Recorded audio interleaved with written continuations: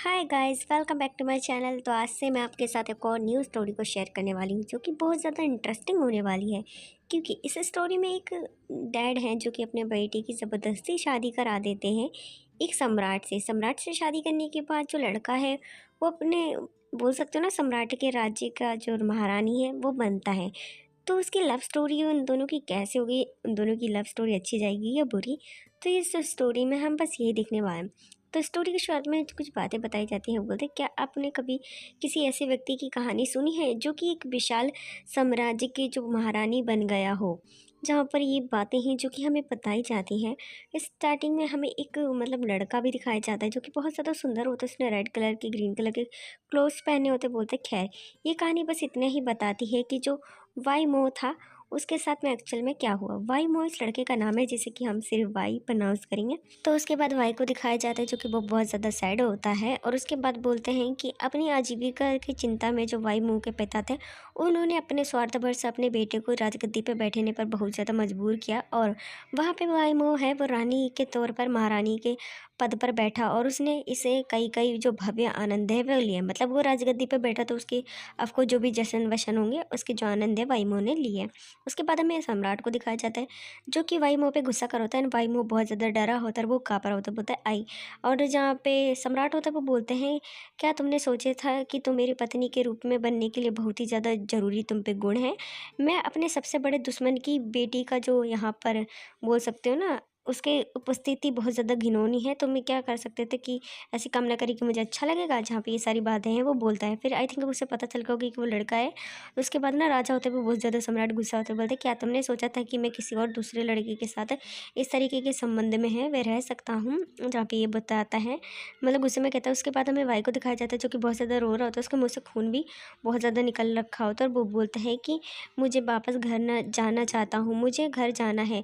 और बहुत ही ज़्यादा रो रहा होता है। उसकी हालत बहुत ख़राब होती है। वो बोलता है कि सम्राट ने मेरे प्याले में ज़हर है वो मिला दिया था जिसे देखकर मुझे थोड़ा सा पश्चाताप हुआ। मैं जाना चाहता था लेकिन मैं उनकी उसकी जो पकड़ में से बहुत दूर है वे नहीं जा सकता था।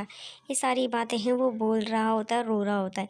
उसके बाद हमें दिखाया जाता है सम्राट की आई थिंक तबीयत ख़राब हो जाती है। जहाँ पे जो वाई होता है वो उसका सम्राट का ध्यान है वो रखता है। उसके बाद वो ठीक हो जाता है तो वाई के मुँह को वो मतलब हाथ को पकड़ता है और बोलता है कि मैंने तुम्हारे साथ जो कष्ट मैंने बहुत ज़्यादा कष्ट दिया उसके बाद भी तुमने मेरी जान है वो बचाई है। ज़रूर इसके पीछे तुम्हारा कोई मकसद होगा। जहाँ पे वाई से ये सारी बातें कहते हैं तो उसके बाद हमें दिखाया जाता है वाई और जो कि सम्राट के साथ खड़ा होता है। दोनों साथ में अच्छे लग रहे होते। बोलता है कि हालांकि परीक्षण और त्रुटि के मध्य से जो शाही दंपत्ति की कठिनाइयों की सामना करने और एक दूसरे तक पहुँचने और संजोए रखने में जो सक्षम है वह हुए जब तक कि उन्हें मृत्यु ने अलग भी नहीं कर दिया। मतलब वो बोलते हैं ना कि शाही महल में जैसे शादी करा दी कि उसकी वजह से उन दोनों को साथ में रहना पड़ा। फिर बाद में आई थिंक उनमें प्यार हुआ होगा तो वो अपने फोrehead को एक दूसरे से लगाए होते हैं और बोलते हैं कि ये दो प्रेमियों के बीच की कहानी है जो कि मात्र 10 साल पहले है वह शुरू हुई है। ये आई थिंक ये कहानी का जो बोल सकते हैं ना कॉन्सेप्ट था।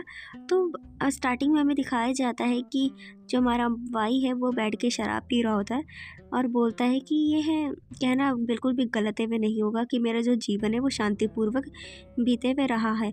जहाँ पे वो मज़ेदार ड्रिंक है वो बहुत ही अच्छे से कर रहा होता है। फिर उसके बाद वो पी पी के टल्ली हो जाता है। उसका चेहरा लाल होता है, उसके मुँह से तो शराब भी निकलने लगती है और वो लुढ़का पड़ा होता है। बोलता है कि बस यही बीच में मैं दफ़न हो जाना चाहता हूँ। अंततः मैं स्वतंत्र होना चाहता हूँ। मतलब वो मरना चाहता है और स्वतंत्र होना चाहता होता है। ये सारी बातें हैं। वो क्या तब बोलता है कि अब से हम साथ साथ हैं व रहेंगे। ये सारी बातें हैं जो कि कहते हैं और फिर वो सम्राट है वो दिखाया जाता है। और जहाँ पे ये सारी बातें हैं वो सोच रहा था। बोलते कि जैसे कि मैं 30 वर्ष तक जो पूरे ना होंगे तभी हो जाऊँगा ना जब मैं 30 वर्ष का, तो जो मेरी मृत्यु है वही मेरा मृत्यु का क्षण है वह आ जाएगा। ये सारी बातें हैं जो कि बताई जाती हैं। ये कहानी की स्टार्टिंग है तो थोड़ा अजीब है। जैसे जैसे कहानी पढ़ेगी ना वैसे वैसे आप लोगों को समझ आएगी। मैंने भी फर्स्ट चैप्टर ही रीड करा था। तो आपको जैसा भी लगा हो कमेंट करके याद से बता देना। तो प्लीज़ मेरे चैनल को सब्सक्राइब करना बिल्कुल मत भूलना। तो मिलता है नेक्स्ट वीडियो में। Thank you for watching. Bye bye. अपना ध्यान रखो।